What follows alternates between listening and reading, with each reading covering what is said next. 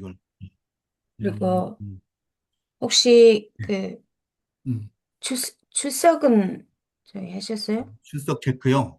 네. 이 출석 체크는 여기에 지금 누구야? 얘들 한 분, 두 분, 세 분, 네 분, 다섯, 여섯, 일곱 분이 여기 들어와 있는데 어, 그리고 어떤 분은 음, 저기 같이 듣기도 하시거든요. 그 음, 나이 드신 분 세 분이 같이 듣기도 하시고. 그러니까 음, 일일이 그 음. 이름을 불러서 체크를 하셔야 됩니다. 그래요?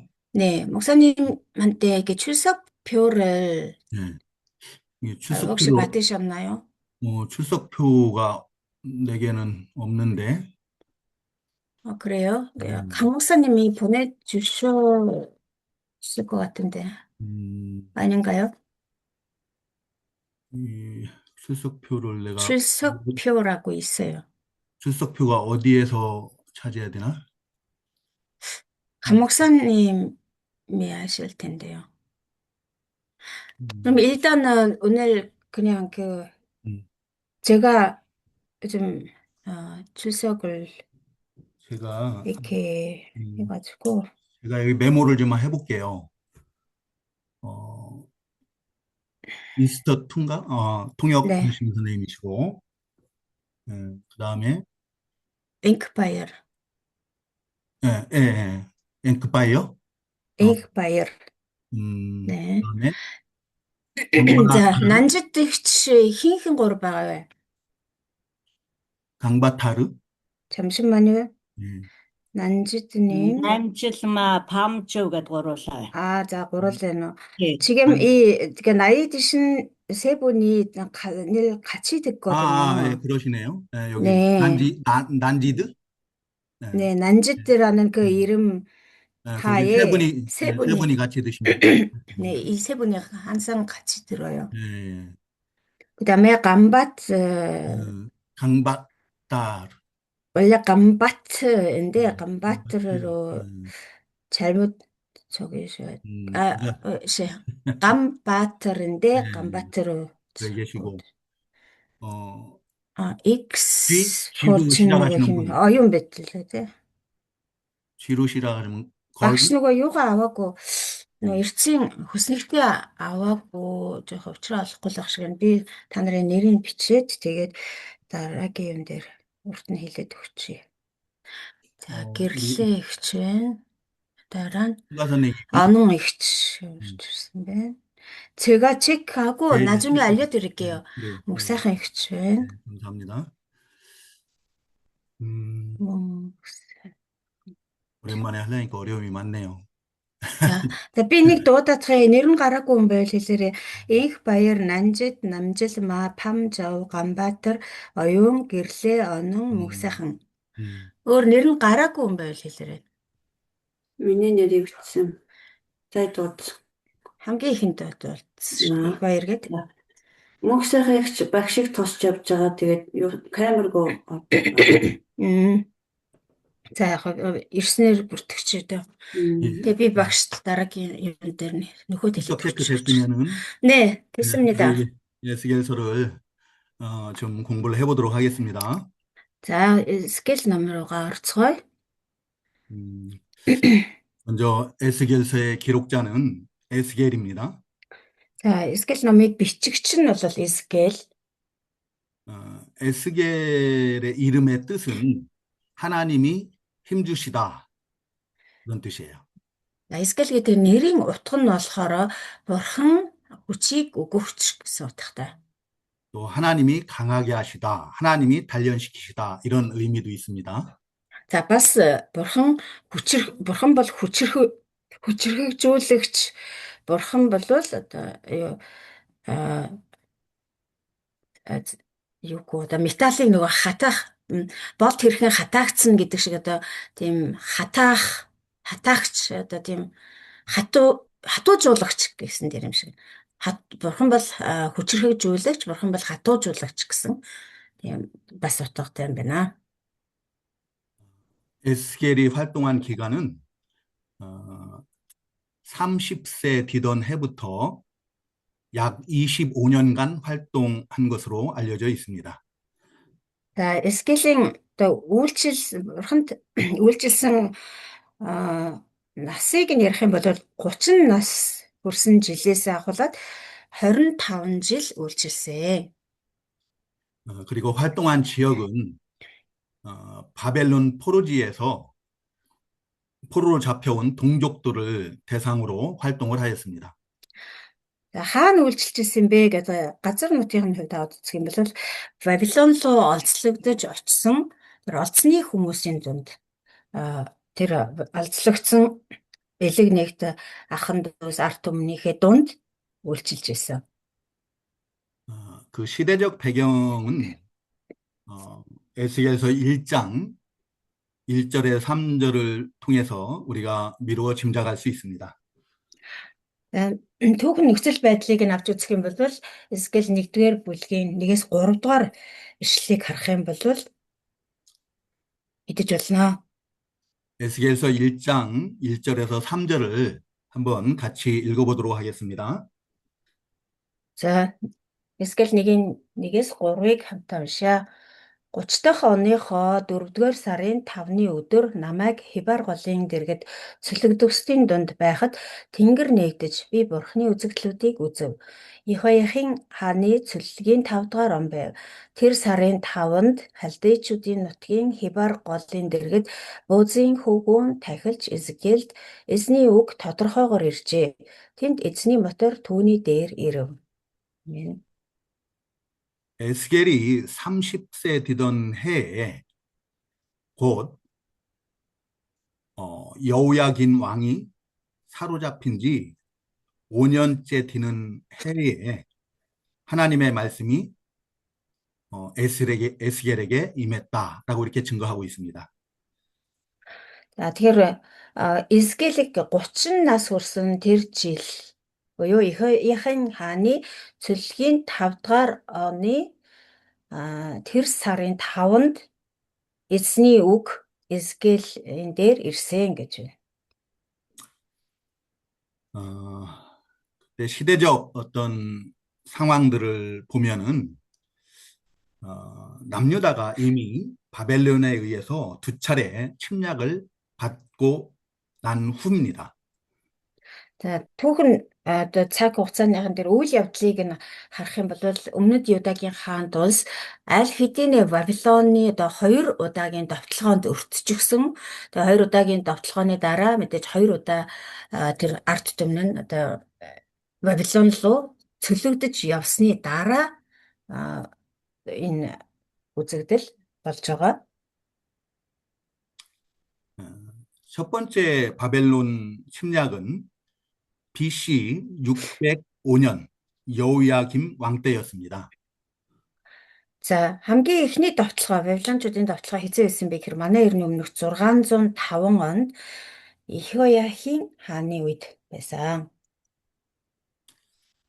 그때 우리가 잘 아는 다니엘과 그의 세 친구 사드락, 메삭, 아벳느고가 포로로 잡혀갔습니다. За, тэр үед бол бидний сайн мэдэх Даниэл болон түүний 3 найз болох Шадрах, Мишак, Абедниго гурав мөн хамт олзлогдож явсан байгаа эхний ээлжинд. 그리고 2차 침략은 그로부터 8년 후에 BC 597년 여호야김 왕 때 있었습니다. 597년. За, дараа нь болохоор дараагийн довтлого нь болохоор манай эртний өмнөх 597 он буюу одоо эхний довтлогооноос хойш 8 жилийн дараа болсон байгаа. 이때 이호야킴 여호야김. 이호야킨. 첫 번째는 이호야킴. 여호야김. 첫 번째는 여호야김, 두 번째는 네네. 여호야긴. За, энэ хоёр хаан нөгөө төстэй нэртэй байгаад сайн ялгаж бичих юм байна шүү. Эхнийх нь 605 онд эхний довтлогооны үеэр болохоор Ихояким гэдэг хаан байсан. 597 онд довтлох үед нь бол Ихояхин одоо энэ дээр гарч байгаа Ихояхин 2 дугаар эшлэлээр гарч байгаа Ихояхин хаан өмнөд Юдагийн хаан байжээ. 어, 여호야긴 왕 때는 특별히 에스겔이 다른 많은 사람들과 함께 포로로 잡혀갔습니다. 두 번째 때. 예, 예, 두 За 번째로. за энэ хоёр дахь удаагийн давталгааны үеэр буюу энэ Их Баяхийн хааны үед болохоор Эзекэл болон одоо бусад ард түмэн Вавилон руу оролцлогдож явсан байна. 열왕기하 24장 15절에서 16절에 보면 За 2 дугаар хаад 24-ийн 15-аас 16 дугаар ишлэгийг харах юм бол 많은 장인들, 대장장이, 목수, 석공, 또 장정들이 잡혀갔다고 그래요. за 2 дугаар хаад 24-ийн 15-аас 16-ыг харах юм бол их тэрээр Их Яхиныг мөн хааны эхнэрүүд түүний түшмэд болон тэр газрын хүчит хүмүүсийг Иерусалимаас Вавилон руу цөлжээ. 16 бүх дайчин эрс буюу 7,000 хүн, гар урчууд ба дархчууд болох 1,000 хүн болон дайнд явж чадах бүгдийг Вавилоны хаан Вавилон руу цөлөв. 이때 이런 많은 기능공들과 장정들을 잡아간 까닭은 느부갓네살 왕을 위한 별장을 짓기 위함이에요. За тэгэхээр энэ үед ийм олон дайчин эрсээс гадна гар урчууд болон дархчууд зэрэг одоо ийм юу гарын уртай хүмүүсийг олзолж авч явсан нь ямар учиртай вэ гэхээр Вавилоны хаан Небухаднезар хаанд өргөө барьж өгөх зорилгоор энэ урчуудыг авч явсан байна. 그발강가에서 그 느부갓네살 왕을 위한 별장을 짓는 곳에 그들이 동원된 겁니다. Тэгэхээр энэ үед олзлогдож явсан энэ урчууд, дархчууд болохоор Хибар голын хөвөн дээр Небухаднезар хаанд тэр зуны орд өргөө барих ажилд дайчлагдаж явсан гэсэн. 그리고 3차 침공은 BC 586년입니다. За 3 дахь удаагийн одоо Вавилоны давталгаанд болохоор манай эртний өмнө 586 болсон. 지금 에스겔이 하나님의 부르심을 받았을 때는 바로 유다가 멸망하기 3차 침략을 받기 전 6년 전이었던 거야. Тэгэхээр энэ юу Эзекэл маань одоо анх эзний дуудлагыг хүлээн авч байгаа энэ цаг үе нь болохоор өмнөд Юда одоо бүрэн мөхөөс 6 жилийн өмнө буюу 586-нд 3 дахь давталгаагаар одоо бүр мөсөн ингээд Вавилончууд одоо юу Иерусалимыг ингээд нураасан юу бүр мөсөн сүйтгэсэн байгаа. Тэгээ энэс 6 жилийн өмнө Эзекэл тэр эзний дуудлагыг хүлээн авчээ. 그리고 에스겔은 포로로 잡혀갔지만 본국 이스라엘에는 시드기야가 통치할 때입니다. За энэ 6 жилийн өмнө гэхээр хараахан одоо мөхөөгүй байсан Иерусалим бол мөхөөгүйсэн. За тэгэхээр энэ үед Эзекэлийг одоо олзлогдоод явсан хойгуур дараа нь Иерусалимд хэн өмнөд Юдагийн хаан байсан бэ гэхээр Зидкия хаан байсан. 그리고 그 시대에 예레미야 선지자가 본국에서 활발히 활동하고 있었습니다. За тэгэд нутагта буюу одоо өмнөд Юда Иерусалимд хэн ямар иш үзүүлэгч үйлчилж байсан гэхээр Иеремия иш үзүүлэгч одоо үйлчилж байсан цаг үе байна. 또 거짓 선지자들의 활동도 활발했습니다. За түүний хажуугаар хуурамч иш үзүүлэгчдийн одоо үйл ажиллагаа бол бас маш эрчимтэй явагдаж байсан тийм цаг үе. 그 대표적인 거짓 선지자가 예레미야서 28장에 나오는 하나냐입니다. За тэр хуурамч иш үзүүлэгчдийн тэр үеийн хуурамч иш үзүүлэгчдийн гол төлөөлөгч гэх юм бол Иеремия 8장에 나오는 28장.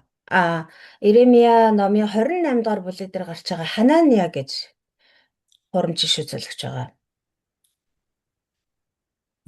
그는 바벨론을 하나님께서 2년 안에 쳐서 멸망케 하신다라고 주장을 했습니다. За энэ Ханания гэдэг хуурамч иш үзүүлэгч юу гэж хуурамч иш үзүүлэг хэлж ирсэн бэ гэхээр Бурхан Вавилоныг 2 жилийн дотор мөхөх болно. Устгах болно гэж хуурамчаар иш үзүүлж байсан. 그래서 2년 안에 포로로 잡혀간 자들이 다 다시 돌아올 것을 주장하였습니다. За тэгээд энэ олзлогдоод явсан хүмүүс ч гэсэн 2 жилийн дотор буюу 2 жилийн дараа бүгдээрээ нутагтаа эргэж ирэх болно гэж хуурамчаар тунхаглаж байсан. 모든 대부분의 백성들이 그의 말에 미혹되어 따르는 그런 상황이었습니다. Тэгээ ард олонны ихэнх нь олонх нь бол энэ хуурамч иш үзүүлэгч үгэнд итгээд үнийг дагаж байсан. 포로로 잡혀간 에스겔과 그의 동료들도 그 말을 믿고 그것을 소망하고 있었어요. За тэгээ олзлогдоод явсан Изекэл болон бусад арт түмэнч гэсэн атуусан ч гэсэн энэ хуурамч иш үзүүлгийг сонсож бас зарим нь бол олонх нь бол бас итгэж тэгээ хуурамч найдлагыг тээж явж байсан. 하나님께서는 에스겔을 통해서 그런 거짓 선자에게 미혹되지 않도록 환상을 통해서 사실을 알려주고 있는 거예요. За тэгвэл энэ Эзекэл номоор дамжуулан Эзекэлд өгсөн энэ дуудлага иш үзүүлгээрээ дамжуулан Бурхан энэ бол худлаа шүү гэдгийг тэр хүмүүст тэр төөрөлдсөн хүмүүст сануулж хэлж тэгээд тэр уруу татлага тэр хуурамч иш үзүүлэгт автахгүй байхыг одоо сануулахын тулд энэ иш үзүүлэгч Эзекэлийг дуудаж энэ эдгээр үзэгдлүүдийг үзүүлсэн байна. 에스겔서를 기록한 목적 첫 번째는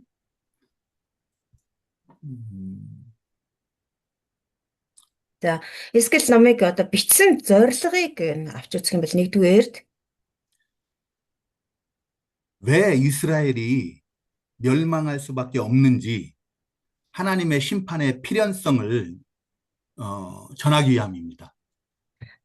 За нэгдүгээрт нь болохоор Израиль яагаад ингэж мөхөөс өөр аргагүй хүрсэн бэ гэдэг тухай буюу Бурхны одоо шийтгэл зайлшгүй байсан юм а гэдгийг харуулахын тулд.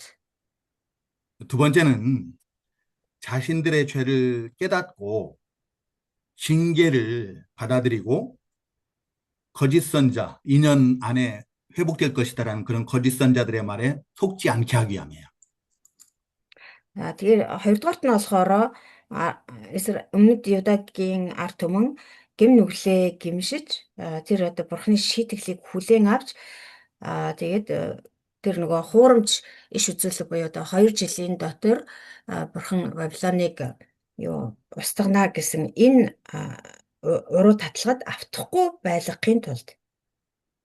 그리고 세 번째는 이후에 반드시 하나님께서 구원하시고 회복시켜 줄 것을 약속하시기 위함이에요. Гуравдугаарт нь болохоор Бурхан хожим заавал тэднийг аварч сэргээж өгнө гэдгийг мэдүүлэхийн тулд. 에스겔서는 48장으로 크게 두 부분으로 나눌 수 있습니다. Эзекэл ном нийт 48 бүлэгтэй байгаа. Дотор нь 2 хэсэг болгож хуваажуулна. 먼저 1장부터 32장 전반부는 죄에 대한 심판과 경고입니다. За нэгдүгээр хэсэг нь болохоор 1-р бүлгээс 32 дугаар бүлгийн эхний хэсэг хүртэл. За тэгээ 32 дугаар бүлэг маань дундуур хуваагдаж байгаа юм байна тийм ээ. За эхний хэсэг хүртэл энэ хэсэг болохоор гэм нүглийн одоо эсрэг шийтгэл ба 심판과 경고. 경고. 죄에 대한 шийтгэл. 심판과 경고. гэм нүглийн эсрэг шийтгэл ба сануулга 그리고 후반부 33장부터 48장까지는 위로와 구원에 대한 예언입니다. За дараа нь болохоор за 32 дугаар бүлгийн одоо төгсгөл одоо 2 дугаар хэсгээс нь ахуулаад 48 дугаар бүлэг дуустал тайтгарал ба авралын тухай 구원에 대한 위로와 구원에 대한 예언. авралын тухай иш үзүүлэг. тайтгарал ба авралын тухай иш үзүүлэг. 그리고 전반부는 다시 1장부터 24장 유다와 예루살렘에 대한 심판이 증거되고 있습니다. 1장부터 1장부터 24장. За эхний хэсгээ одоо дахиад дотор нь задлана. 1-ээс 24 дугаар бүлэг нь болохоор 제목은 다시 말씀해 주세요. 예. 1장에서 24장. 1장부터 24장까지 네. 유다와 예루살렘에 대한 심판. 유다 болон Иерусалим의 эсрэг шийтгэл. 그리고 шүүлт гэж хэлж байсан шүү. 25장부터 32장은 이방에 대한 심판. За дараа нь болохоор 25-аас нөгөө 32 дугаар бүлгийн эхний хэсэг хүртэл болохоор харин дэстнүүдийн эсрэг шүүлт. 그리고 후반부는 33장부터 39장까지. За дараа нь 2 дугаар хэсэг маань болохоор бас дотор байгаа нь 33-аас 33장에서 39장. 39 дугаар бүлэг хүртэл 예루살렘의 재건과 회복에 대한 예언. Иерусалимыг дахин босгох болон сэргэлтийн тухай иш үзүүлэг.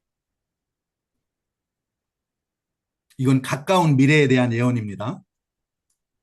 За энэ Иерусалимыг дахин босгох болон сэргэлтийн тухай иш үзүүлэг нь болохоор за тухайн үедээ болохоор ойрын ирээдүйн тухай иш үзүүлэг гэсэн үг.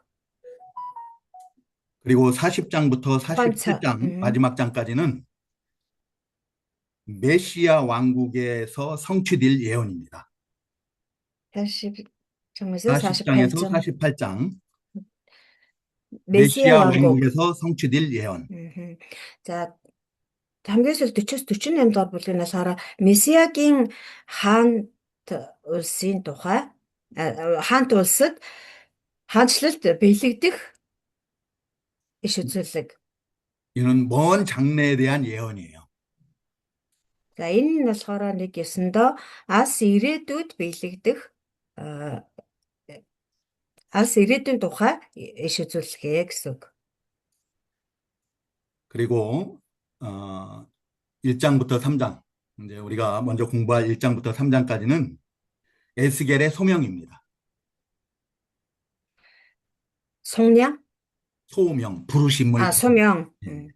За одоо өнөөдөр болохоор бид нар 1-р бүлгээс эхлээд үзэх гэж байна. За 1-ээс 3 дугаар бүлэг болохоор 1장에서 3장까지. 예. За 1-ээс 3 дугаар бүлэг болохоор Эзекиэлийн дуудлага.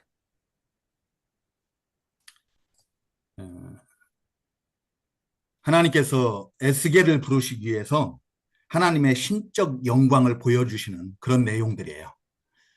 Энэ хэсэгт болохоор бурхан Эзекиэлийг дуудахын тулд өөрийнхөө тэр бурханлаг алтрыг харуулж байгаа тухай агуулгаар дүрэн байгаа. 우리 이제 1절부터 천천히 하나씩 이렇게 좀 살펴보도록 하겠습니다. За одоо бүгдээ 1-р бүлгийн 1-р ишлэлээс ахуулаад нэг бүрчлэн тайлбарлаад явъя. 1절에 30째 해 넷째 달 초 닷새에 이제 부르심을 받았다라고 하는데요. 이건 에스겔의 나이예요. 30은. За 30 дахь оныхоо 4-р сарын 5-ны өдөр намайг Хибар голын дэргэд чөлөөтөсдийн дунд байхад тэнгэр нэгдэж би бурхны үзэгдлүүдийг үзвэ гэж байна.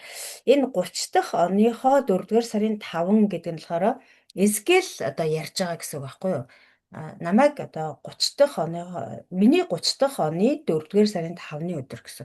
Өөрөөр хэлбэл би одоо 30 нас хүрсэн тэр жилийн 4-р сарын 5-ны өдрөө гэсэн үг. 그리고 부르심을 받은 곳은 바벨론 그발 강가라고 그랬습니다. За юу тэр дуудлагыг хүлээж авсан газар нь хаана байсан бэ гэхээр Бабилоны Хибар голын дэргэд гэж байна.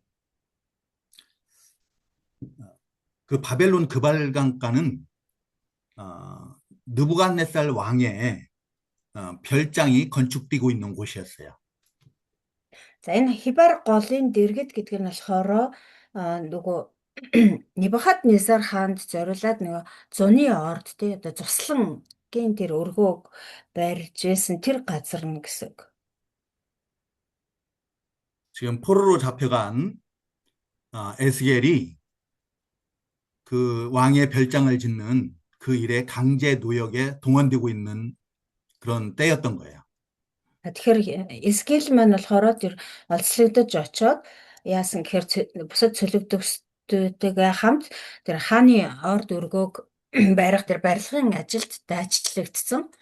Тэднийхээ дунд одоо ажиллаад барилга бариад явж исэн гэсэн үг. 그리고 하늘이 열리고 하나님의 모습이 보였다라고 이렇게 증거하고 있습니다. За тэгээд цөлөгчдийн дунд байж хат нь тэнгэр нээгдэж би бурхны үзэгдлүүдийг үзэв.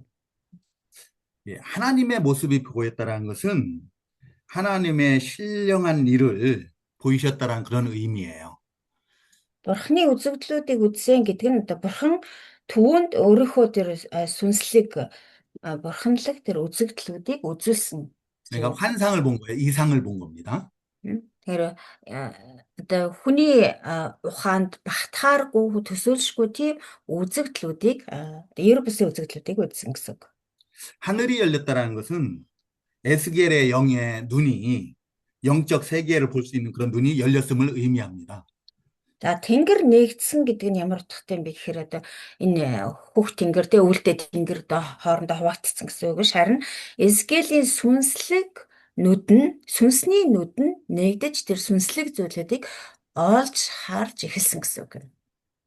그래서 이후에 기록된 많은 환상들을 보게 됩니다. За тэгээд тэгснээрээ одоо үүнээс хойш үргэлжлэх тэр олон үзэгдлүүдийг тэр сүнсний нүдэрээ олж харж эхэлсэн байна. 이 하늘이 열리는 것은 하나님께서 우리의 눈을 영안을 열어주셔야 합니다. За тэнгэр нээгнэ гэдэг бол одоо бидний зүгээс тэр тэнгэрийг нээгээд ингээд харцдаг биш, харин бурхны зүгээс бидэнд тэр сүнсний нүдийг маань нээж өгснөөр бид нар харж чаддаг болохыг хэлж байгаа юм. 내가 원하고 내가 노력한다고 해서 되는 것이 아니고 Тэрнээс би одоо хүслээ гээд би одоо ямар нэгэн хүчин чармаалт гаргаснараа ингэж тэнгэр нээгддэг биш ээ. Өөрөөр хэлбэл бидний сүнсний нүд нээгддэг юм биш ээ. 사도행전 7장에 보면은 스데반 집사에게도 그 하늘이 열렸다고 그러죠. За Үлс намын 7-р бүлгээс харах юм бол Стефан одоо тэр нөгөө нас барсан үйл явдал байгаа тийм тэр үед чигсэн тэнгэр нээгдсэн гэж гардаг. 스데반 집사가 성령이 충만할 때 성령의 감동으로 하늘이 열린 거예요. За энэ үед болохоор Стефан эзний тэр ариун сүнсээр дүүрсэн. Тэгээд тэр ариун сүнс дүүрсэн учраас тэр ариун сүнсний одоо ажил хийгдсэн учраас Стефаны тэр тэнгэр нээгдэж түүний сүнсний нүд нээгдсэн байна. 우리도 성령이 충만할 때 하나님께서 우리의 신령한 눈을 열어주실 줄로 믿습니다. Тэгэхээр бид нар ч гэсэн ариун сүнсээр дүүрэн байх юм бол бурхан өөрийнхөө тэр сүнслэг зөвлөдүүдийг харах сүнслэг нүдийг маань нээж өгөх болно гэдэгт итгэж байна. 그리고 2절에서도 계속해서 하나님의 말씀이 임한 때를 설명하고 있습니다. За скел нам руугаа эргээд ирээ. 1-2 дээр ч гэсэн одоо бурхны үг, бурхны тэр үзэгдэл скелд яг хизээ ирсэн бэ гэдгийг дахин одоо хэлж тэр цаг хугацааг дахин тодруулж байна. 예, 여호야긴 왕이 사로잡힌 지 5년 그달 초 닷새라고 했는데요. Ихояхин хааны цөллөгийн 5 дугаар он тэр сарын 5-нд гэж байна.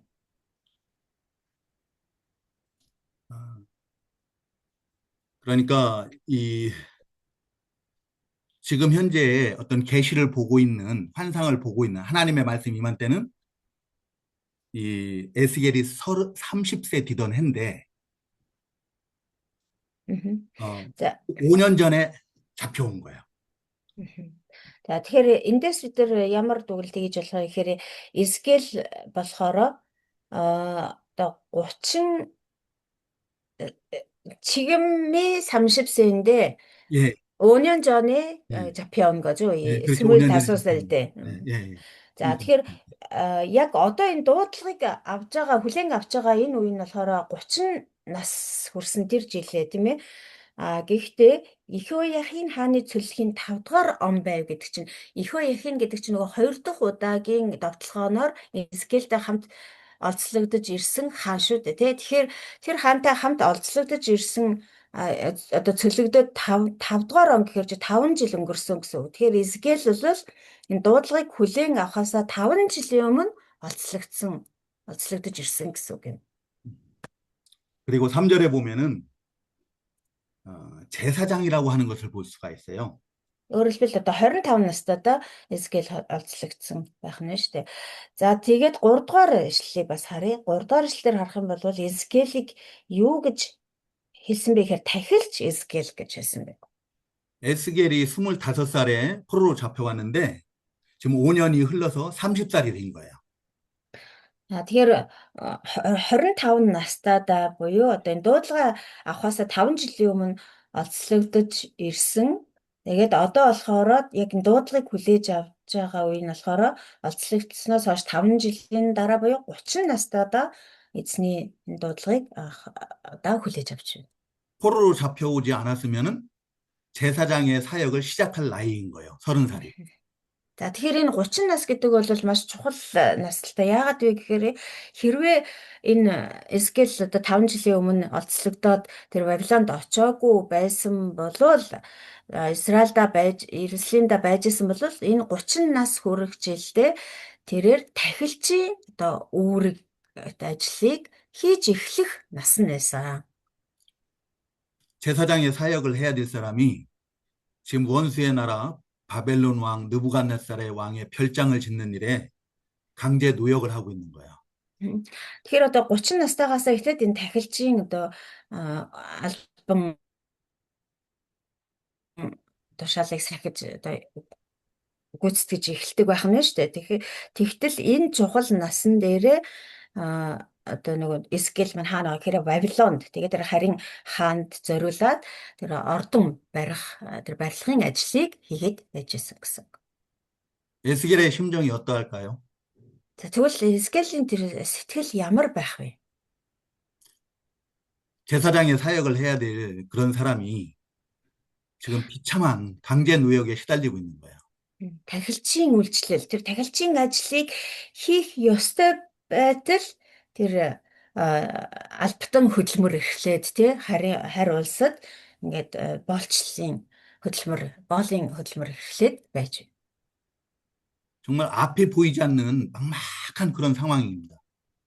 Энийг ясандаа бол энд ямар ч ирээдүй харагдахгүй тэр бол ерөөсөө тэр харанхуй ямар ч гэрэл гийгээгүй тийм найдваргүй байсан л гэсэн. 하나님이 계시다면 어떻게 이럴 수가 있을까? 원망하고 불평하고 낙심하고 좌절할 수밖에 없는 그런 상황이에요. Энэ нөхцөл байдлыг харах юм бол бурхан чихнээсээ байдаг юм бол яаж ийм юм бидэнд тохиолдож болох юм бэ гэж хэлмээр, тэгж гомдлмоор, үнэхээр цөхрөнгөө бармаар, тий, уурлаж бухимдмаар тийм нөхцөл байдалд байсан гэсэн үг. 그런 상황 가운데서 하나님께서 에스겔을 불러주신 거야. Тэг яг ийм нөхцөл байдалд орчход байсан үед нь Бурхан Эзекиэлийг дуудсан байна. 어, 여호와의 권능이 임했다라고 그랬거든요. 3절 마지막에. За 3 дугаар ишлэлийн төгсөлд харах юм бол эзний мутар түүний дээр ирэв гэсэн байна. 이 권능이라고 해석된 히브리어 이 야드는 손을 가리킵니다. 손. Тэгээд за Монгол Библиэлд бол одоо мутар гэдгээр нь яг зөв орчуулсан байна л да. Тэгээд Солонгос Библиэлд болохоор эзний одоо эрх мэдэл түүний дээр ирэв гэдэг орчуулгатай байгаа юм байна. Тэгэхээр эрх мэдэл гэдэг нь бол нэсэндээ мутар гэсэн үг. 절망 가운데 낙심할 수밖에 없는 에스겔을 하나님께서 그 능력의 손으로, 권능의 손으로 붙들어 주신 거예요. Тэгэхээр тийм одоо цөхрөнгөө барчихсан, шантарчихсан, ямар ч ирээдүйгүй найдваргүй болцсон гэсэн тийм нөхцөл байдал донд Бурхны тэр хүчрхэг мотор, эрх мэдэлтэй мотор түүний дээр ирсэн байна. 하나님께서 맡겨주신 그 종의 사역을 그 능력에 붙들려서 감당케 하시기 위해서 능력의 손으로 붙들어 주신 겁니다. Бурхны түүнд даалгаж өгч байгаа тэр агуу бурханлаг ажлыг хийлгүүлэхийн тулд Бурхан түүний дээр хүчрхэг мотроо тавьжээ. 오늘날 저와 오늘 함께 공부하는 모든 주의 종들도 하나님의 능력의 손에 붙들려야만이 이 종의 사역을 감당할 수 있는 줄로 믿습니다. Өнөөдөр одоо Бурхны ажлыг хийж байгаа та бид нар ч гэсэн ялгаагүй. Энэ бол Бурхны тэр сүнслэг агуу гайхалтай ажлыг хийж байгаа хүмүүсийн хувьд бид нар ч гэсэн Бурхны тэр хүчрхэг эрх мэдэлтэй хүч чадалтай гарт нь атгуулж байж тийм ээ тэр гарт нь байж л Бурхны энэ ажлыг хийж чаднаа. 우리의 힘이나 우리의 의지나 우리의 노력으로는 우리의 능력으로는 한계가 있어요. Бид нэр яг өөрсдийнхөө хүч чадлаар хичээл зүтгэлээрээ хийж болох юм л да. Гэхдээ тэр нь бол хязгаарлагдмал. 그러나 하나님의 능력의 손에 붙들리면은 능치 못할 일이 없는 줄로 믿습니다. Харин Бурхны энэ хүч чадалтай моторт бид нэр атгуулах юм бол бидэнд хийж чадахгүй зүйл гэж байхгүй болно. 이제 4절부터 21절까지는 하나님께서 에스겔 선지자에게 힘을 주시기 위해서 내 생물과 내 바퀴 환상을 보여주는 내용의 말씀입니다. Дараагийнх нь хэсэг болохоор 4-өөс 21 дэх ишлэл байгаа. 4-өөс 21 дэх ишлэл болохоор Бурхан Эзекиэлд хүч чадлыг өгөхийн тулд нэгэн ер бусын үзэгдлийг үзүүлж байгаа тухай гарч байна. 앞에서 말씀드린 것처럼 에스겔서는 묵시, 곧 환상을 통한 앞으로 있을 계시를 보여주시는 거기 때문에 될 일들을 보여주는 거기 때문에 우리가 해석하는데 많은 어려움이 있습니다. Түрүүн бас хэлсэн байгаа Эзекиэл ном бол жоохон хэцүү ном оо гэж. Ягаад гэвэл Эзекиэл ном маань өөрөх нь одоо онцлог, утга зохиолын онцлог нь болохоор илчлэлтийн ном буюу одоо үзэгдэл маш олон үзэгдлүүд гардаг. Тэгэхээр энэ үзэгдлүүдийг яаж тайлбарлах вэ гэдэг нь бол одоо бас өөр байдаг учраас энэ жоохон тайлбарлахад хэцүү ном байдаг. 그래서 우리가 세세하게 단어 하나하나를 살피면은 전체 내용의 핵심을 줄거리를 잃을 수가 있어요. 다시 말씀해 주세요. 이렇게 중간에 좀 얘기가 좀 이렇게 끊겨서. 단어 하나하나 세세하게 네. 그거를 해석하고 살피면은 음. 전체 내용을 잃을 수 있다. 아, 놓칠 수 아하. 있다. 예. За тэгэхээр бид нар юун дээр анхаарах вэ гэхээр бид нар энд гарч байгаа үгийг хөөцөлт юм бол үгийн араас хөөцөлтөд үг болгоныг одоо энэ ямар утгатай яасан ийсэн гэдэг ингээд үгийг хөөцөлт юм бол үгийн араас хөөцөлт юм бол тэр үзэгдлээр дамжуулан өгөх гээд байгаа илэрхийлэх гээд байгаа тэр ерөнхий утга санааг алдагдуулах одоо аюултай эрсдэлтэй байдаг. Тийм учраас одоо энэ дээр анхаарах хэрэгтэй. үг хөөцөлдөж ерөөсөө болохгүй. 큰 줄거리를 이해하는데 중점을 둬야 되는 줄로 압니다. Тэгэхээр хамгийн гол нь бол бид нар энэ одоо үзэгдлээр дамжуулаад бурхан ямар утга санааг илэрхийлж байгаа вэ гэдэг нь хамгийн чухал бид нар анхаарах хэрэгтэй зүйл. 사절을 보면은 사절 한번 같이 읽어볼까요? 사절. За дөрөвдүгээр эшлэгийг бид нар хамтдаа уншия 3 харагтун умурдаас салхи шуурга үргэлжлэн цацарч гэлбах галтай асар том үйл эрхийг би харлаа. Түүнийг нь тойрон хурц гэрэл галын голд нь улайсан төмөр мэт зүйл байв. 이 북쪽에서부터 폭풍과 큰 구름이 오는데 이렇게 증거하고 있어요.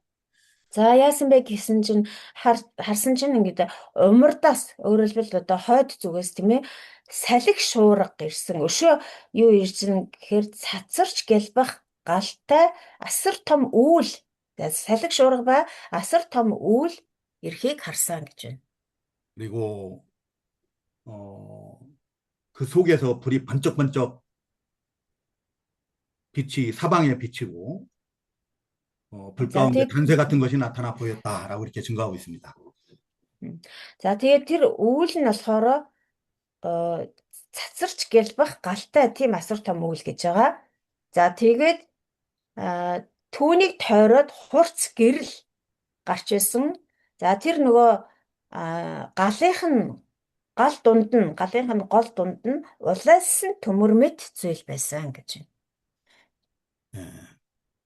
여기서 이 북쪽은 하나님께서 유다를 징계하실 때 대적이 들어오는 방향이에요.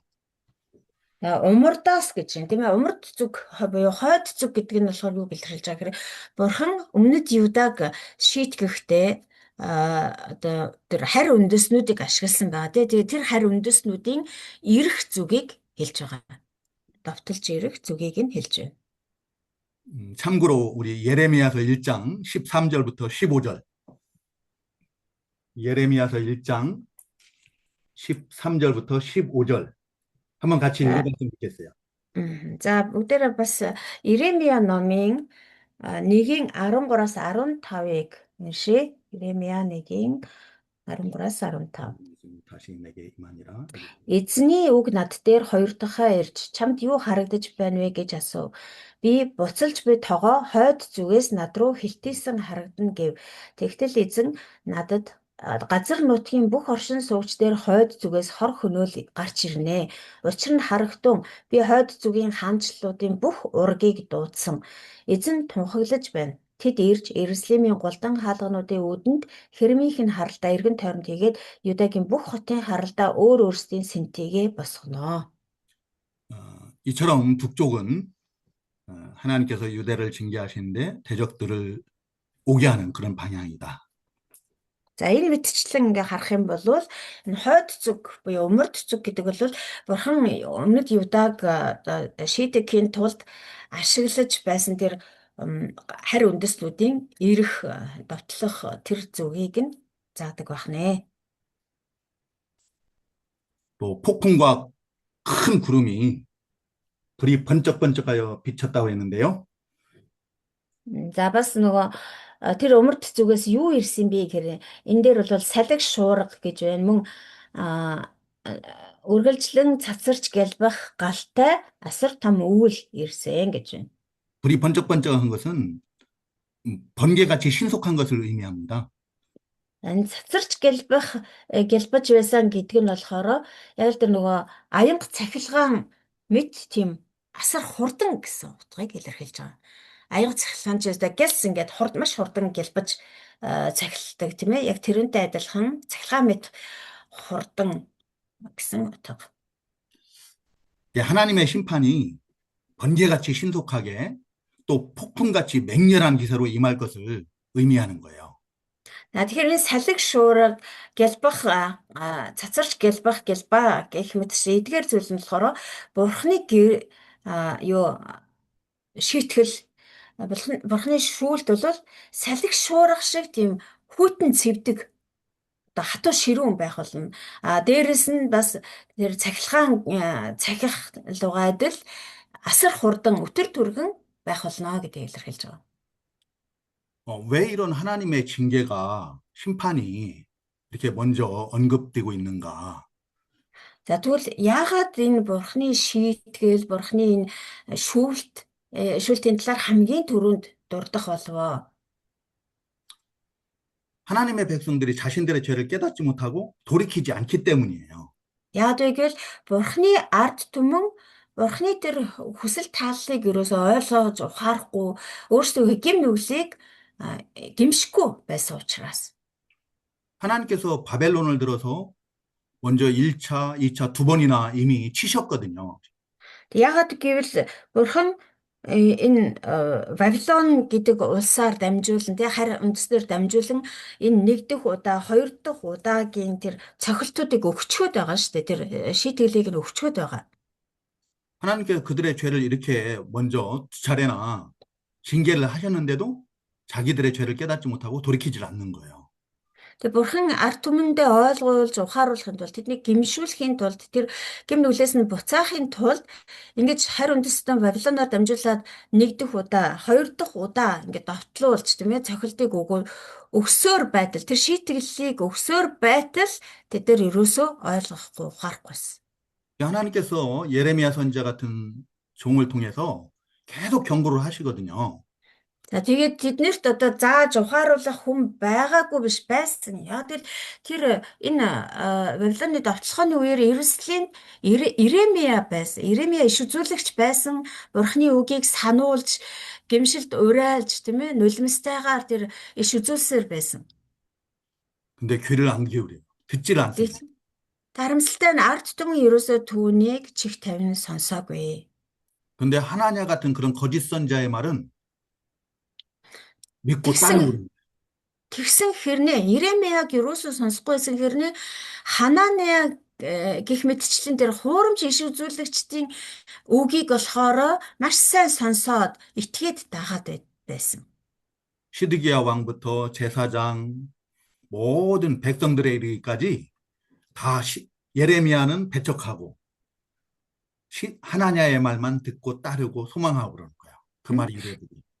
Тэгэхээр энэ Эзекиэлийг энд байх хугацаанд тэр Иерусалимд юу болж байна гэхээр Иеремия иш үзүүлсэн ч гэсэн түүний үнэн үгийг бол энд Сидкия хаанаасаа ахуулаад ард түмэн бүр тахилч нар нь хүртэл ерөөсөө итгэхгүй Иеремияг сонсохгүй байсан. Гэтэл тэгсэн хэрнээ эсэргээрээ нөгөө Хананя гэдэг хуурамч иш үзүүлэгчийн үгийг тэр хаан, харц, тахилч бүгдээрээ дагаж итгэж байсан.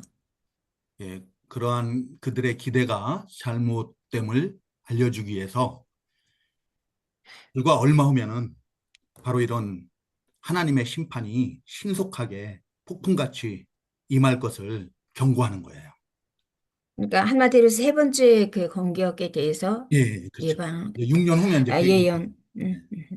За тэгэхээр ингээд одоо 2 удаа ийм айхтар том ийм сануулгыг өгсөөр байтал одоо ард түмэн ухаарахгүй тэнд одоо хаанаас ахуулаад тахилж харцаардуу төртөл ийм одоо байдалтай байсан учраас бурхан энэ дахин одоо би одоо шийтгэлээ тий одоо эрүүлэх болно. Өөрөлдвөл одоо 3 дахь удаагийн тэр нөгөө цохилтыг одоо 6 жилийн өмнө энэ Эзекиэлээр дамжуулан одоо би дахин та нарыг цохих болно, цохихдоо та нарыг салхи шуурга мэд хатуу цэвдгээр тэгээд цахилгаан мэд өтөр түргэн цохих болно гэдгийг ингэж урьдчилж иш үзүүлсэн байна. Үзэгдлэр одоо иш үзүүлсэн байна. 실제로 6년 후면은 에스겔이 본 이 환상이 성취되고 맙니다. Тэгээд үнэхээр одоо бодит байдал дээр ч гэсэн энэ иш үзүүлэлгийг, энэ үзэгдлийг үзсний хойш 6 жилийн дараа энэ иш үзүүлэг биелсэн байгаа. 바벨론의 3차 침략으로 이스라엘이 아주 멸망하고 말죠. Вавилоны 3 дахь цохилтоор Иерусалим бол одоо бүрэн мөхсөн байгаа. 우리가 여기까지 좀 공부하고 잠깐 쉬었다가 한 10분 정도 쉬었다가 다시 공부하도록 하겠습니다. За одоо 쉬겠습니다. хэдүүлээ Нэг юм асууч хуу. завсарлаад 10 минутын дараа ирээд болсон. 예, 이제 다시 이어서 공부하도록 하겠습니다. За үргэлжлүүлцгээе. 5절에서 14절까지는 내 생물 환상에 대해서 증거되고 있습니다. За 5-аас 4-р ишлэл. Өжөн 5절에서 14절. 14. 5-аас 14-р ишлэл. Хороо одоо нэг дөрвөн амьтны тухай, дөрвөн амьд биетийн тухай үзэгдэл. 내 생물 환상이나 또 내 바퀴 환상은 우리가 이해하기가 어렵습니다. За энэ дөрвөн амьд биет болон дөрвөн тийм одоо тэрэг, дөрвөн дугуйтай тэрэгний тухай үзэгдэл байгаа. Энэ хоёр үзэгдэл болохоор бидний ойлгоход их хэцүү үзэгдлүүд байгаа. 몇 가지 핵심적인 것들만 말씀드리도록 하겠습니다. За тийм болохоор энэ дундаас хамгийн одоо гол чухал ач холбогдолтой хэсгүүдийг нь дурдаад явъя. 본문에서 내 생물이라고 그랬는데 이 내 생물을 다른 성경에서는 그룹이라고 그래요. 그 뒤에 10장에서는 그룹이라고 아, 무슨 책? 해요. 내 생물을 음. 다른 성경 그러니까 이사야서 6장 2절이나 또 아, 10장에서는 그룹 또는 스랍이라고 이렇게 해요. 아, за энэ 5 дугаар ишлэлдэр дөрвөн амьд биет үзэгдлээ гэж байна тийм ээ. Энэ дөрвөн амьд биетийг болохоор өөр Исая ном ч юм уу тий бусад номууд дээр болохоор херувууд мөн серафод гэх мэтчлэн нэрлэдэг. 곧 하나님을 수종드는 천사를 가리킵니다. За өөрөөр хэлбэл бурханд үйлчилдэг тэнгэр элч нарыг илэрхийлж байгаа. 여기 이 본문에 보면은 5절에 마지막에 그 생물들이 사람의 형상이 있다라고 했어요. Энэ 5 дугаар ишлэлээр дөрвөн амьд биет үзэгдсэн. Тэгээд тэдний дүр төрх нь болохоор хүмүүн мэт боловч гэсэн байна. Хүн шиг хүнтэй адилхан тийм дүр төрхтэй гэсэн. 천사들이 사람과 같은 그런 인격체임을 의미하는 거죠. 다시 말씀해 주세요. 천사들이 중간에 끊겨서. 그랬어요. 예. 사람들이 여기 보면은 5절 마지막 부분에 보면은 그 내 생물이 사람의 형상이 있더라 그랬지요. 그것이 네네. 의미하는 것이 천사들이 사람과 같은 인격체임을 말한다라는 거야. За тэгээд энэ хүмүүн мэт дүр төрх нь хүмүүн мэт гэж байгаа. Тэгэхээр энэ хүмүүн мэт гэдэг нь болохоор энэ тэнгэр элчнэр бол яг хүнтэй адилхан тийм одоо оюун санаатай, бодол санаатай, дээр хүсэл зоригтой, тийм бодгоол чанартай гэдгийг нь илэрхийлж байгаа. Хүнтэй адил бодгоол чанартай. 그리고 그 10절에 보면은 얼굴의 모양이 넷의 아픈 사람의 얼굴이요. 또 오른쪽은 사자의 얼굴이고 왼쪽은 소의 얼굴이고 뒤는 독수리의 얼굴이다. 이렇게 표현을 하고 있습니다. За нүүр царайг нь харах юм бол сая бол хүмүүн мэт гэдэг нь дүр төрх, ерөнхий дүр төрхийг нь илэрхийлж байгаа. За 10 дугаар ишлэлээр нүүр царайг нь илэрхийлсэн. За энд нь нүрнүүдийнх нь дүрс болбоос тус бүр хүний нүүртэй дөрвүүлээ баруун талдаа арслангийн нүртэй, зүүн талдаа бухын нүртэй, мөн дөрвүүлээ бүргэдийн нүртэй байлаа гэж. 예, 사람의 얼굴은 앞에서 말씀드린 것처럼 천사가 지혜가 있는 인격체임을 의미합니다. За тэгээ хүний нүртэй гэдэг нь юуг илэрхийлж байгаа гэхээр түрүүн 5 дугаар эшлэлээр өгүүлсэнчлэн хүмүүн адил төр төрхтэй гэсэн тийм хүмүүн адил тийм бодгойл чанартай гэдгийг нь одоо нүүрнээс нь ч гэсэн хүний нүртэй гэдгээр илэрхийлж байгаа. 사자의 얼굴은 용맹하고 강하고 담대함을 가졌음을 의미합니다. За нөгөө бодгойл чанартай гэдэг дундаа мэрэгэн ухаантай гэдгийг бас оролцуулж одоо хэлж байгаа. За баруун талдаа арслангийн нүртэй гэж байна. Энэ арслангийн нүр нь болохоор тэр хүч чадлыг илэрхийлж байгаа. 또 소의 얼굴은 헌신적이고 충성됨을 의미합니다. За бухын нүртэй гэж байна бас. Зүүн талдаа бухын нүртэй. За энэ бухын нүр нь болохоор итгэмжтэй тэгээд бас ингээд зориулалт гаргадаг гэдгийг илэрхийлж байна. 또 이 독수리의 얼굴은 민첩하고 신속함을 나타냅니다. 민첩하다가 민첩하다, 빠르다. 예, 이게 네. 똑같아요. 신속하다, 민첩하다 같은 의미. За бүргэдийн нүр нь болохоор юу илэрхийлж байгаа гэхээр одоо хурдан шаламгай гэдгийг илэрхийлж байгаа.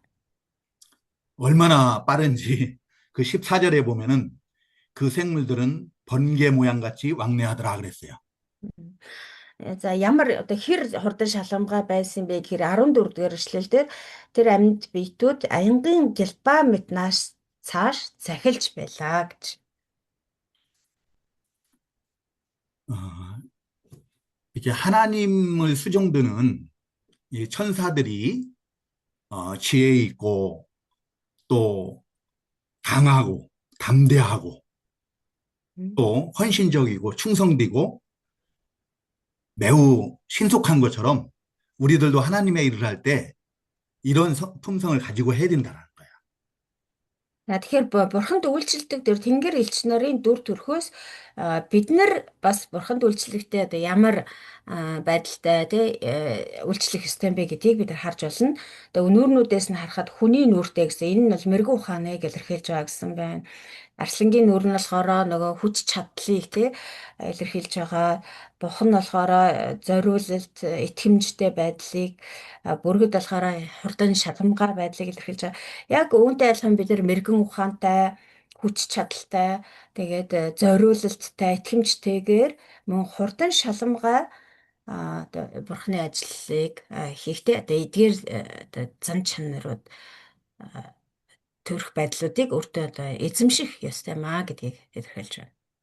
그리고 7절에 보면은 내 생물의 다리는 고든 다리요 그들의 발바닥은 송아지 발바닥 같고 광낸 구리같이 빛나며 라고 이렇게 증거하고 있어요.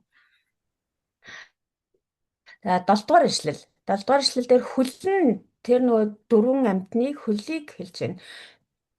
Хөл нь цэх, хөлийн ул нь тугалын туруу мэтагаад өнгөлсөн хүрэл адил гялалцаж байна. 이 고든 다리는 올곧음을 의미합니다. 정직함을 의미하는 거예요. Хөл нь цэх байсан гэж байгаа. Цэх шулуун байна гэдэг нь одоо яг л одоо шулуун шудраг байдлыг илэрхийлж байна. 한쪽으로 치우치지 않고 올곧고 정직한 걸 의미합니다. За шулуун шудраг бас нөгөө одоо тууштай тийм байдлыг илэрхийлж байгаа. Одоо баруун зүүн тийш хөлбөрч холбирдоггүй яг л цэх шулуун тэр одоо явах ёстой замаараа л гуйддаггүй явдаг. Дээрэс нь бас шудраг байдлыг илэрхийлж байна. 그리고 발바닥은 송아지 발바닥 같다 했는데 황소의 소의 발굽같이 강하고 견고한 걸 말하는 거야. За хөлийн ул нь тугалын туруу мэт гэсэн байна. Энэ дээр болохоор тугал гэхээр одоо жоохон ялах одоо сул дорой ч юм шиг тийм сэтгэл төрүүлж магадгүй. Үнэндээ бол одоо яг л нөгөө бухын туруу мэт гэдэгтэй адилхан. Бух ч нь одоо тийм хүчрэхэг одоо туруутай мэдээж одоо бат бих байгаа. Тэгээд яг тийм одоо батбих байдлыг илэрхийлж байна. 또 다리가 광낸 구리같이 빛났다고 했는데 영광스러움을 의미합니다. 하나님의 수종을 드는 그 Мгм. 일이 영광스러운 것을 의미하는 거예요. Мгм. За мөн одоо тэр туруу мэт одоо тийм бат хатуу бат бөхөөс гадна өнгөлсөн хүрэл адил гялалзаж байсан гэж байна. Энэ нь болохоор Бурхны тэр яруу алдрыг илэрхийлж байгаа. Тэгээд Бурханд одоо үйлчлэнэ гэдэг бол үнэхээр одоо яруу алдрын хэрэг юм аа, нэр төрийн хэрэг юм аа, үнэхээр цог жавхлантай хэрэг юм аа гэдгийг илэрхийлж байгаа. 우리가 하나님의 일을 하는데 세상적으로 보면 별 볼 일 없어 보여요. Энэ дэлхийн хүмүүсийн нүдээр харах юм бол бид нарын хийж байгаа энэ бурхны үйлчлэл бол нэг тийм одоо оливтай үйлчлэл биш юм шиг тий нэг одоо юу ч хийгээд байгаа нь мэддэггүй тийм нэр алдрын тийм ажил биш байдаг биш юм шиг харагддаг. 그렇지만 이 하나님의 일을 한다는 것이 하나님을 섬긴다는 것이 얼마나 영광스러운 일인지 알 수가 없어요. Гэтэл эсэргээр энэ бурхны ажлыг хийн, бурханд үйлчлэн гэдэг бол ямар гайхалтай яруу алдартай, сүр жавхлантай ажил вэ гэдгийг одоо үнэхээр зөвлөж хэлж баршгүй маа. 그 영광이 하늘에서 별과 같이 영원히 빛날 것이라고 하나님은 말씀하셔요. Тэгээ бурхан бас үгэн дээрээ хэлсэн байдаг. Одоо энэ тэр цаг жавхлан болвол тэнгэрт автоматик ялалзах болно, гэрэлтэх болно гэж хэлсэн байдаг. 여러분들은 다 이 영광스러운 일에 참여한 자들인 줄로 믿습니다. Тэгээ та бүхэн бол бүгдээрээ энэ яруу алдрын үйл хэрэгт оролцож байгаа хүмүүс шүү гэдгийг мэдэж яваасай гэж хүсэж байна. 그리고 이제 8절에서는 그 사방의 날개 밑에 각각 사람의 손이 있더라 그랬어요. 8 дугаар ишлэл. Далавчнуудын доор дөрвөн талд нь хүний гар байсан. 사람의 손은 사람의 의지를 수행하기 위해 사용되는 신체 기관입니다. За хүний гар гэдэг эрхтэн бол хүний одоо хүн хүсэл зорилгоо биелүүлэхийн тулд одоо ашигладаг эрхтэн байгаа. 이 천사의 손은 하나님의 명령을 수행하는 기관이에요. Тэгэхээр энэ тэнгэр элч нарын гар гэдэг бол нийсэндээ бурхны хүсэл зорилго тэр зорилгод ашиглагдаж зориулагдсан гарыг хэлж байна. 하나님의 명령을 수행할 수 있는 그런 능력이 준비되어 있음을 의미해요. Тэгээ бурхны тушаалыг дуулууртай биелүүлэхэд бэлэн байгаа тэр бэлэн байдлыг илэрхийлж байна. 그리고 이제 그 날개가 이게 서로 연하여 있다라고 이렇게 증거하고 있습니다. За тэгээд цааш нь 8 9 дугаар ишлэгийг ингээ харах юм бол тэр дөрвийн нүүр далавчнуудын хувьд гэвэл далавчнууд нь 9 дугаар ишлэлээр далавчнууд нь хоорондоо шүргэн хөдлөх үед нь нүүрнүүд нь эргэхгүй байсан. Бүгдээрээ чигээрээ урагшилж байсан гэж байна. 날개가 이렇게 둘씩 연하여 있다는 것은 서로 협력하고 일치함을 의미합니다. Далавчнууд нь хоорондоо шүргэлцэж байсан гэдэг нь бол хоорондоо одоо холбоотой хамтын ажиллагаатай тэгээд одоо нэгэн зорилго чиглэлтэй байсан гэдгийг нэгдмэл байсан гэдгийг илэрхийлж байна. 하나님의 뜻을 수종드는데 각자 따로 노는 게 아니라 서로 돕고 협력하고 연합함을 의미하는 거예요.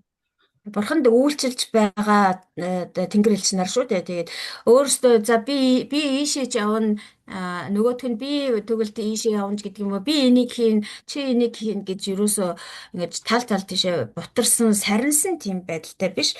Бүгдээрээ хоорондоо хамтраад тэгээд нэгдмэл байсан байгаагийн илэрхийлэл юм аа. 우리들도 하나님의 일을 할 때 서로 따로 하는 게 아니라 서로 돕고 협력하고 연합해야 돼요. Бид нар ч гэсэн мөн адил бурхны ажлыг хийхдээ тус тусдаа одоо явах биш, бүгдээрээ хоорондоо хамтран ажиллаж бас нийтмэл байдалтайгаар үйлчлэх хэрэгтэй юм аа.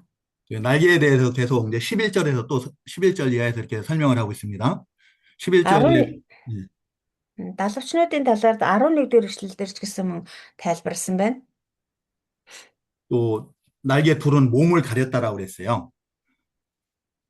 За 이거는 далавчнууд нь дээгүүр дэлгэгдсэн агаад тус бүр нөгөөхөө шүргсэн хоёр биеэ бүргсэн хоёр далавчтай байсан. 예, 이 23절에도 또 나오는데요. 거기서 설명을 하도록 하겠습니다. 이 겸손을 상징하는 거예요. 겸손. За 23 дугаар эшлэл дээр ч гэсэн гарч байгаа. Тэгээд энэ нь болохоор энэ одоо бие бүтээсэн, нүрээ халахалсан гэх мэтчлэн гарч байгаа. Эдгээр нь болохоор даруй байдлыг илэрхийлдэг. Тэгээ энэ нэг тэр тухайн эшлэл дээр очихоор дахиад тайлбарлая. 또 이 12절에 보면은 영, 곧 성령이에요. 성령이 어떤 쪽으로 가면은 그 천사들도 생물들도 그대로 간다고 그랬어요. 12 дугаар эшлэл дээр тэд тус бүр чигээрээ явж байсан. Одоо яг л бүгдээрээ л урагшаа явж байсан гэсэн үг тий. За энэ дээр сүнс хааш явах гин тэд явах үедээ эс иргэнэ гэж байна. За энэ сүнс энэ болохоор ариун сүнсийг хэлж байгаа. Бурхны сүнс буюу ариун 하나님의 сүнс. 뜻을 수종드는 그 천사들이 성령의 인도를 받는 거예요. Өөрөөр хэлбэл бурханд үйлчилж байгаа тэр тэнгэр элчнэр маань бурхны ариун сүнсээр удирдуулж явж байсан гэсэн үг. 그리고 그대로 그러니까 돌이키지 아니하고 일제히 앞으로 곧게 행한다라고 했습니다. Тэгээд тэд нэр ерөөсөө урагшаал яг чигээрэл явж исэн ерөөсөө одоо эргэж буцаж яваагүй. Эргэж буцах асуудал ерөөсөө гараагүй. 하나님의 뜻을 받들어 섬길 때는 되돌아보지 않고 좌구우면하지 않는 거야. 이리저리 치우치지 않는 겁니다. Тэгэхээр бурхны ажлыг хийхдээ бол ерөөсөө урагшаал яг тэр зорилгынхаа төлөө чигээрээ явна уу, цэг шулуу явна уу гэхээс биш ерөөсөө одоо баруун зүүн тийш холбирч эргэж буцдаггүй байх нэ. 우리가 하나님의 일을 하면서 되돌아보고 이쪽 보고 저쪽 보고 이거 살피고 저거 살피고 이렇게 할 필요가 없어요. Бурхны ажлыг хийхдээ бид нэр ерөөсөө одоо өөр зүйл анхаарлаа хандуулж харцаа чиглүүлэх шаардлага байхгүй тий. Явж явах замдаа энэ ч зүгээр юм уу, тэр ч зүгээр юм уу, ийшээж явдаг юм уу, тийшээж явдаг юм уу, энийг ч хийдэг юм уу, тэрийг ч хийдэг юм уу гэх шаардлага ерөөсөө байхгүй. 천사들이 곧장 앞으로 가면서 하나님의 뜻을 수종들었던 것처럼 우리들도 그냥 주님만 바라보고 앞으로 가는 거예요. Эндээс харахад энэ тэнгэр элч нар ерөөсө чигээрэл урагшаа явж исэн гэж байгаа тийм яг үүнтэй адилхан бид нар ч гэсэн зөвхөн бурхан руу чиглэл урагшаал явах хэрэгтэй юм аа. 뭐 천사들만 그런 게 아니에요. 하나님의 뜻을 수종드는 것은 뭐 소와 같은 그런 짐승들까지도 그냥 하나님께 붙들려서 곧장 앞만 보고 가는 거야. Зөвхөн одоо тэнгэр элч нар төдийгүй бурханы үйлчлэлд хэрэглэгдэж байгаа, бурханы ажилд ашиглагдаж байгаа тэр одоо үхэр бух гэх мэт амьтад хүртэл зөвхөн одоо бурханы ажилд хэрэглэгдэж байгаа бол урагшаа чигээрэл явдаг. 사무엘상 6장에 보면은 벳세메스로 가는 두 암소가 나와요. 1-р Самуэль 6 예. 6 дахь бүлэг дээрээс харах юм бол Бетшемеш руу чиглэн явж байгаа хоёр үнэний тухай гардаг. 그 두 암소가 언약궤를 실은 새 수레를 끌고 가는데요. Тэгэхээр нөгөө тэр хоёр үнэ болохоор нөгөө бурхны авдрыг тий гэрэний авдрыг ингээд аччихсан тэр тэргийг одоо тэргэнд хөллөгдсөн. Тэгээ тэр тэргийг одоо чирээд явж байгаа. 집에다 그 새끼들을 떼어놨잖아요. 그 нөгөө 암소들이. үнэ гэхэр чинь мэдээж тугалтай үнэ гэсэн үг шүү дээ тийм ээ. Тэгээд нөгөө туглуудын нь болохоор гэрт нь ингээ үлдээчихсэн. 근데 그 두 암소가 되돌아보지 않고요. Тэгсэн нөгөө хоёр үнэ болохоор ерөөсөө одоо тэр эргэж нөгөө тугал руугаа юу буцах ч гэдэм үү тугаландаа хорогдох тийм асуудал ерөөсө гаргаагүй. 이리저리 치우치지 않고요. Тэгээ 거창, ийш тийшээ замаасаа гарч холбироогүй ерөөсөө л чигээрээ шууд явсан байгаа. 어, 소와 같은 미물들도 하나님께 붙들리면은 하나님의 일을 하는 데 있어서는 되돌아보지 않습니다. 흔들리지 않아요. Тэгээ энэ мэтчлэн харах юм бол энэ үнэ тий үхэр гэх мэт адуус амьтад хүртэл бурхны одоо яг зорилгод ингэж олцлогдох юм бол яг бурхны ажилд ингэж ашиглагдахдаа ерөөсөө эргэж буцдгүй урагшаа чигээрэл явдаг баг. 이 시간 함께 공부하는 우리 동역자님들도 하나님께 붙들릴 때 어떠한 상황 가운데서도 뒤돌아보지 않고 좌로나 우로나 치우치지 않고 하나님의 일들을 천사들처럼 그대로 행할 줄로 믿습니다. Энэ цагт энэ хичээлийг сонсож байгаа бурхны зарцнаар бид бүхэн ч гэсэн үнэхээр бурхны ажлыг хийхдээ баруун зүүн тийш холборлохгүйгээр бас тэг бурхны хүслээс ангид зүйлд зүрх сэтгэлээ булаалгахгүйгээр яг л энэ юу тэнгэр элч нар шиг урагшаа чигээрэл явдаг байхыг ерөөж байна. 하나님께서 에스겔에게 이 내 생물, 천사들을 보여주는 이유는 하나님이 천사들을 통해서 지금도 일하고 계신다는 것을 알게 하시기 위함이에요. Тэгэхээр бурхан энэ дөрвөн амьд биет буюу одоо энэ тэнгэр элч нараар дамжуулан ийм тэнгэр элч нарын тухай энэ үзэгдлийг ингэж үзүүлж байгаа нь юуг одоо харуулж байгаа юм бэ гэхээр бурхан одоо ч гэсэн тэнгэр элч нараараа дамжуулан ажиллаа хийж байдаг юм аа, ажилласаар байгаа маа гэдгийг хэлхийн тулд мэдүүлэхийн тулд юм аа. 포로로 잡혀간 에스겔 선지자가 얼마나 앞이 막막했겠습니까? Тэгээд олзлогдоод цөллөгт байгаа энэ тахилч Эсгелийн хувьд одоо ямар тийм харанхуу, ямар ч найдваргүй тий зөвхөнгөө барсан байдалтай байсан болоо. 정말 하나님이 계신 것이 맞는가? 그런 생각이 들 수도 있잖아요. Тэр тэгэлэл одоо бурхан үнэхээр байдгийн болов гэсэн эргэлзээ бодол хүртэл төрсөн байж болох юм. 그런데 이 내 생물 환상을 통해서 하나님께서는 지금도 일하고 계신다는 것을 보여주시는 거예요. Харин бурхан энэ дөрвөн амьд биетийн тухай үзэгдлээрээ дамжуулаад одоо ч гэсэн би ажилласаар байгаа шүү, бурхан ажилласаар байгаа юм аа гэдгийг харуулахыг хүссэн байна. 우리 하나님은 우리가 어떠한 상황 가운데 있든지 항상 우리 하나님께서 우리를 위해서 천사들을 통해서 일하시는 줄로 믿습니다. Бидний эзэн бурхан бол бид нарыг ямар ч нөхцөл байдалд байсан гэсэн бидний төлөө тэнгэрлэгч нараар дамжуулан ажилласаар байдаг бурхан гэдэгт итгэхийг хүсэж байна.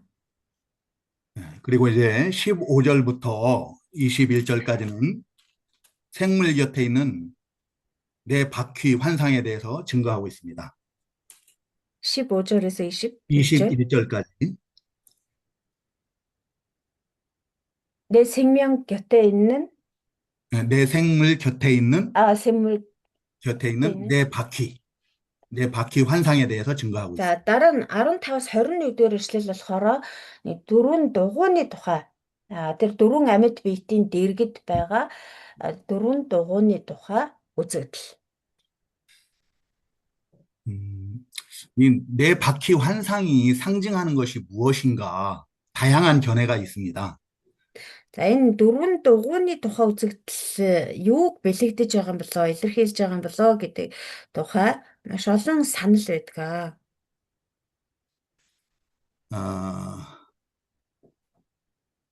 네 바퀴 환상은 하나님의 통치와 하나님의 섭리를 가리킨다, 상징한다라고 이렇게 저는 스승 목사님한테 배웠습니다.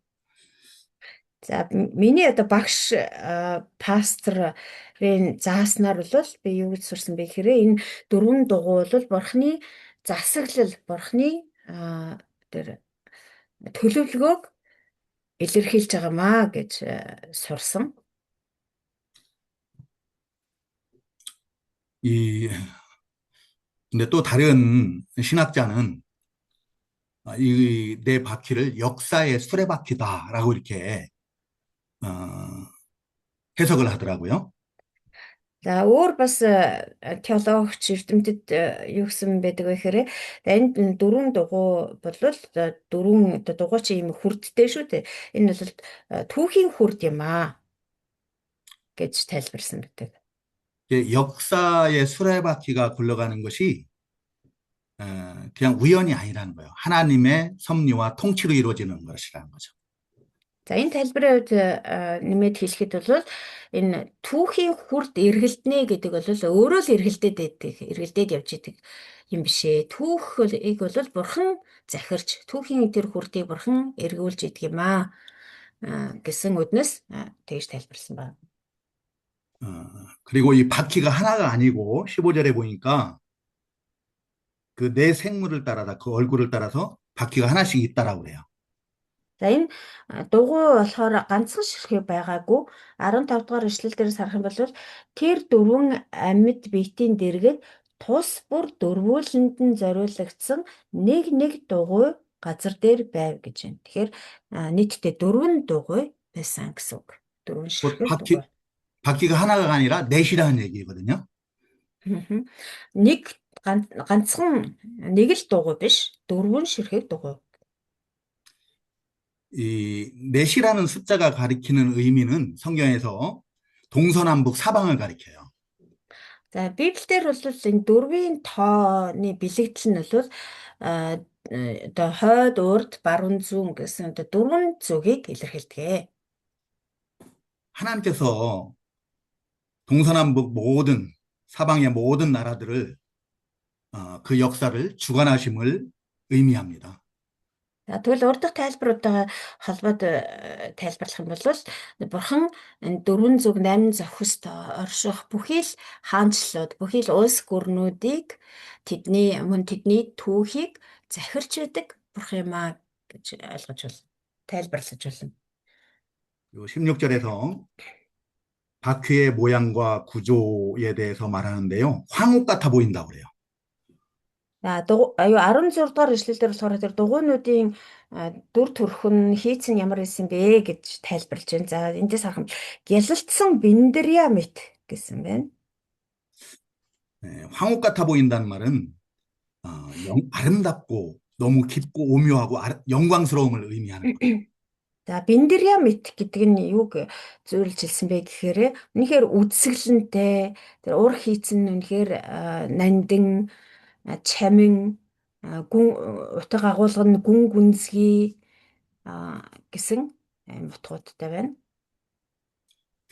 하나님이 역사를 이끌어 가시는데 그 하시는 일들이 너무나 오묘하고 너무나 깊고 또 영광스럽다는 얘기야. За нэгээсэндээ гялалцсан биндрямит гэдэг нь бурхан энэ ертөнцийн түүхийг удирдаад тийм ээ хүрдийг нэргүүлээд ингээд захираад явж байгаа. Тэгээд тэр засаглал тэр бурханы тэр удирдлага засаглал нь бол яг л тэр биндрямит үнэхээр сүр жавхлантай гүн гүнзгий уран нарийн гэсэн үг юм. 하나님의 통치하심과 하나님의 섭리가 우리가 이해 안 갈 때가 많거든요. 그런데 지나고 보면은 너무 깊고 오묘해요. Бид нэр яг тухайн нөхцөлд одоо бурхны тэр засаглал, бурхны удирдлага, тэр төлөвлөгөөг бол ойлгоход үнэхээр хэцүү байдаг. Харин тэр бүхэн өнгөрснийхэн дараа эргээд харахад үнэхээр бурхны төлөвлөгөө тэр удирдамж нь үнэхээр ямар уран нарийн байсан бэ гэдгийг бид нар хожим нь ойлгодог байгаа. 너무나 아름답고 너무나 영광스러워요. Тэгээ үнэхээр эргээд харахад бол үнэхээр үзэсгэлэнтэй, үнэхээр яруу алдартай замнал байдаг. 간단하게 예를 좀 드리도록 하겠습니다. 내 경험을 말씀드리는 거예요. Тэгээ үнтэй холбоотой би одоо товчгоо өөрийнхөө нэг амьдралын туршлагаас хуваалцъя. Одоо өөрт тохиолдсон гэрчлэг хуваалцъя. 우리 집에서 처음 신앙생활 하신 분은 우리 큰형님과 누님이었어요. За манай одоо гэр бүлээс хамгийн анх энэ итгэлийн амьдралд орсон хүн нь болохоор миний хамгийн том ах тэгээд эгч хоёр маань байсан. 우리 어머님, 아버님, 할아버지 막 엄청 반대했어요. За тэр үед бол манай аав, ээж, өвөө нар маань өвөө гурван маань болохоор маш их эсэргүүцэж байсан. 박해도 많이 따랐고요. Тэгээд тэр хоёрыг маш их хавчиж одоо дарамтлж байсан. 근데 형님과 누님이 너무 은혜가 충만한 거예요. Тэгтээ ах эгч хоёр маань бол үнэхээр одоо ивэлдэ нэг бурхны нэгүслэр дүүрэн явдаг байсан. 성령 충만해서 은사도 막 방언의 은사도 받고 Тэгээд 은혜가 충만해. ариун сүнсээр ч гэсэн бэлхэм дүүрэн явдаг байсан. Тэгээ хайр хэл, сүнслэг хэлээр ч гэсэн ярьдаг байсан. Ямар ч байсан тэгэхээр тэр үед бол бүр бурхны тэр ивэлэр бүр бэлхэж халгиж явдаг байсан. 아버지가 몽둥이를 들고 두들겨 패면서 못 다니게 해요. Аав маань болохоор тэр хоёрыг одоо чуулганд явуулахгүйгээд бүр бороохоогоор тийм ээ одоо ингэж зодддог байсан. 그래도 죽으면 죽었지 나는 예수님을 포기 못 합니다. 그러더라고요. Тэгсэн ах эгч хоёр маань болохоор бүр юу ч хэлдэг байсан хэрэг.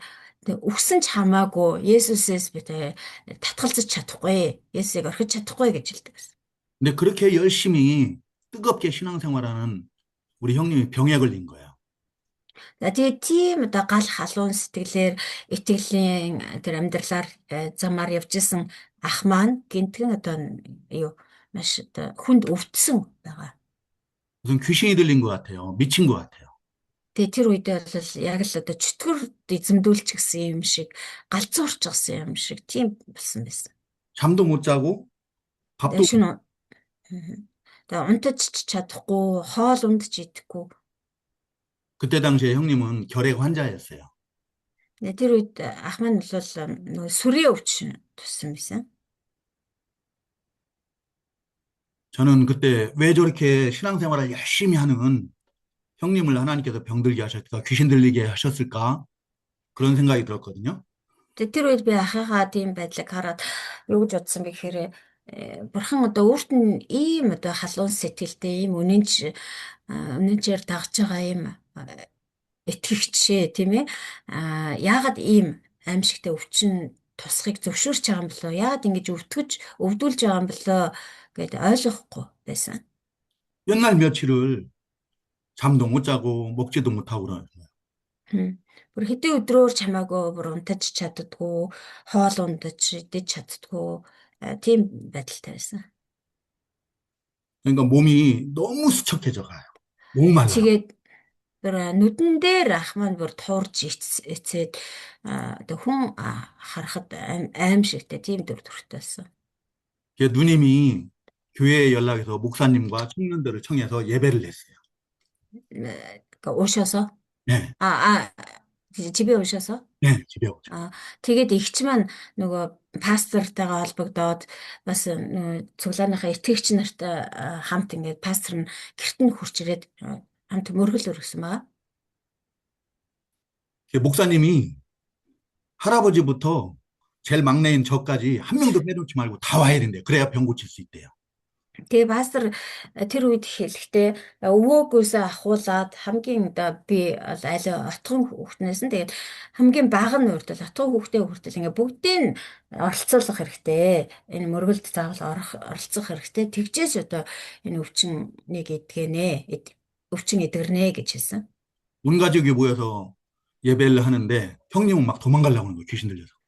Тэг бүгдээрээ хамтдаа бүх гэр бүлээрээ одоо тэр мөргөлд ингээ оролцоод сууж идэл.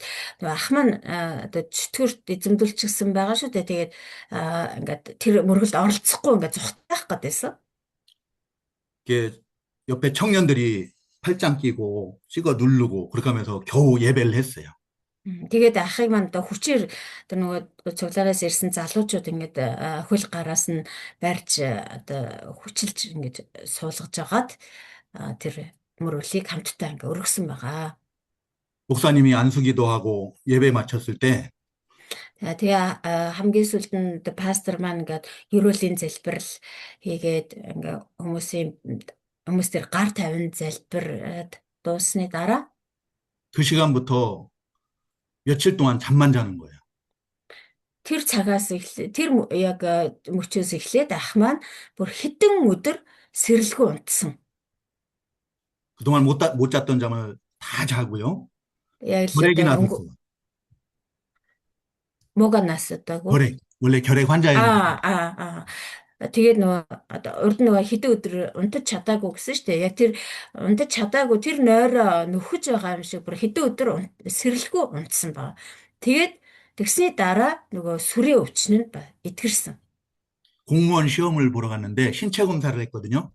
피 검사를 했는데 결핵이 깨끗하게 나는 거예요. 결핵이 없어요. тэрийг яаж мэдсэн бэ гэхээр ах маань төрийн албан хаагчийн шалгалт өгөхөөр очсон. Тэгээд шалгалтаа өгөөд бас эрүүл мэндийн үзлэгт ингээд ордог. Тэгээд тэр үед нь болохоор цусны шинжилгээ аваад үзсэн чинь сүрээ байхгүй. эрүүл гарсан. 그 일을 통해서 우리 아버지, 어머니, 저 모든 가족이 다 예수를 믿게 됐어요. За тэгээд энэ үйл явдлаар дамжуулаад аав 할아버지까지 할아버지. өвгөөс бусад манай гэр бүлийн бүх хүмүүс аав ээж бие хүртэл Есүсийг хүлээж авсан. 그렇게 뜨겁게 신앙생활을 하는데 왜 하나님이 그런 악한 귀신이 들리게 하셨을까? 이해가 안 가지만 우리가 이해할 수 없는데 나중에 보니까 우리 가정을 구원하기 위한 거였대. Тэгээ би анхандаа ойлгохгүйсэн гэсэн шүү дээ. Ах маань ийм үнэнч халуун зүрх сэтгэлтэй ингээ итгэлээр явж байхад бурхан яагаад ингээ ахыг маань өвтгөж байгаа юм бэ гэдээ ойлгохгүйсэн. Гэтэл дараа нь ингээ хажим нь харахад бол манай гэр бүлийг бүхэлд нь аврахын тулд бурхан тэр өвчнийг зөвшөөрсөн юм байна гэдгийг ойлгосон. 이처럼 하나님이 하시는 섭리와 통치는 너무나 깊고 오묘하고요. 아름답고 영광스럽습니다.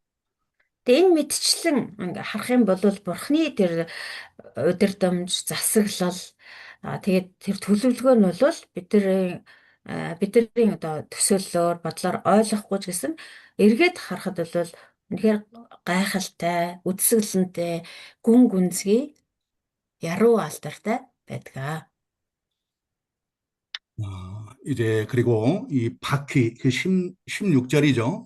16 дугаар ишлэл дээр явж байгаа тийм ээ. 이렇게 황후 같아 보이고 그 다음에 바퀴 안에 바퀴가 있다라고 이렇게 얘기해요. За цааш нь харах юм бол Бендерия мэт байсан тэдний гаднах төрхөн хийцэн гэвэл нэг дугуй нөгөө дугуйн дотроо байгаа мэт байв. 예, 같은 크기의 두 바퀴가 서로 직각을 이루고 서 있는 형태예요.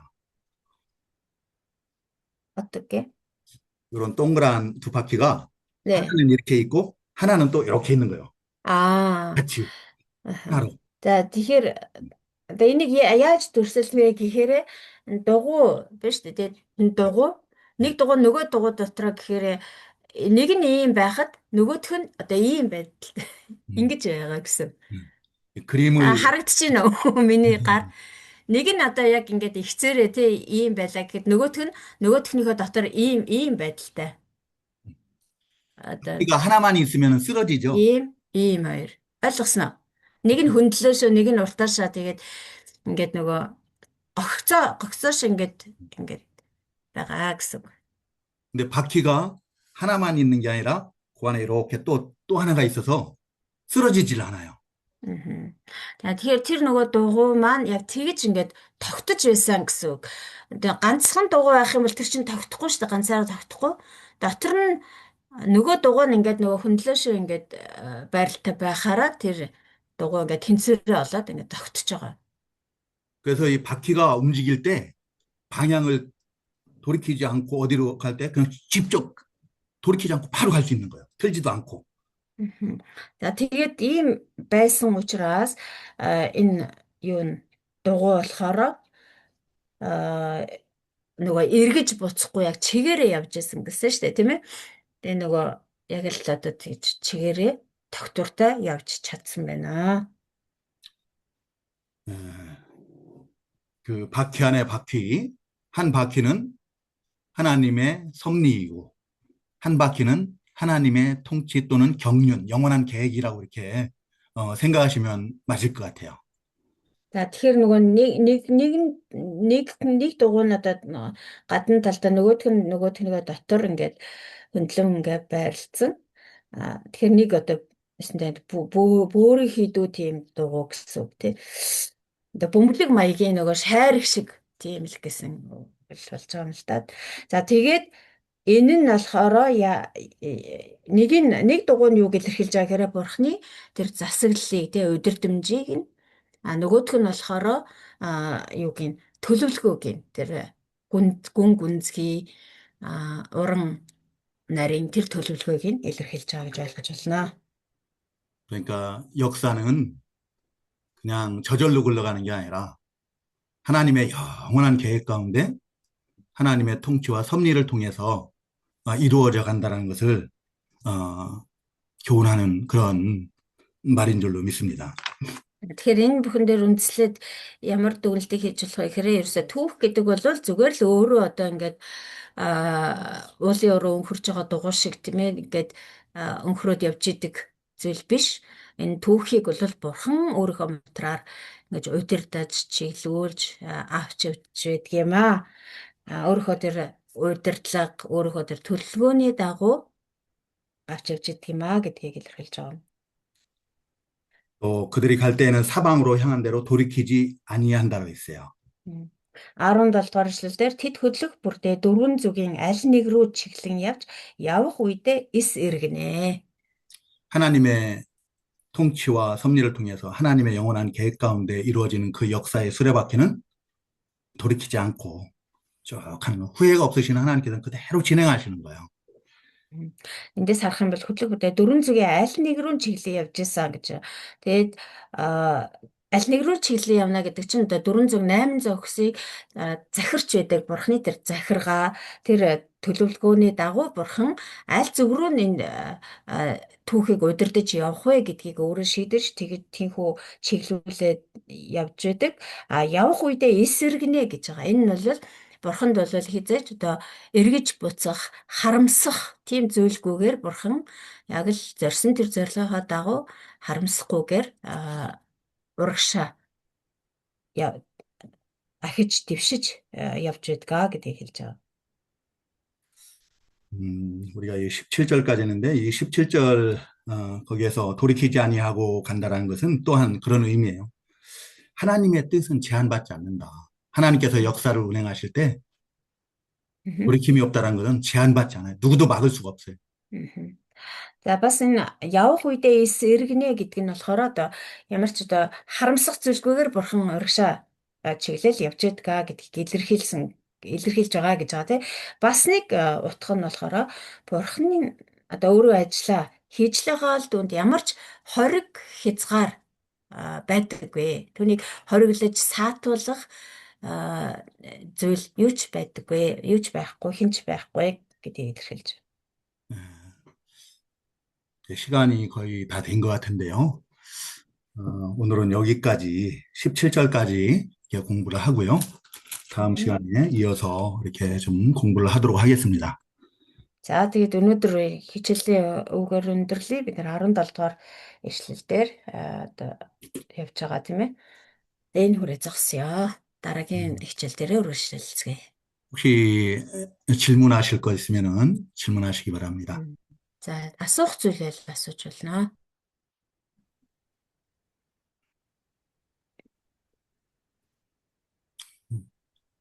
없으시면은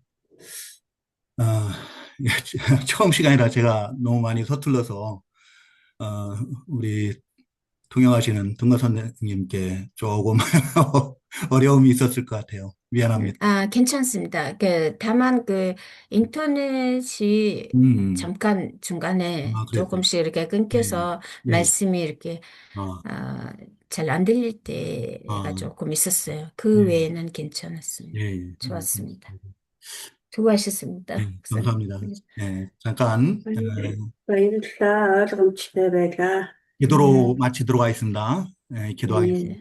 За, залбираад өдөр тусгая. 음. 음. Инх баяр нэмий намайг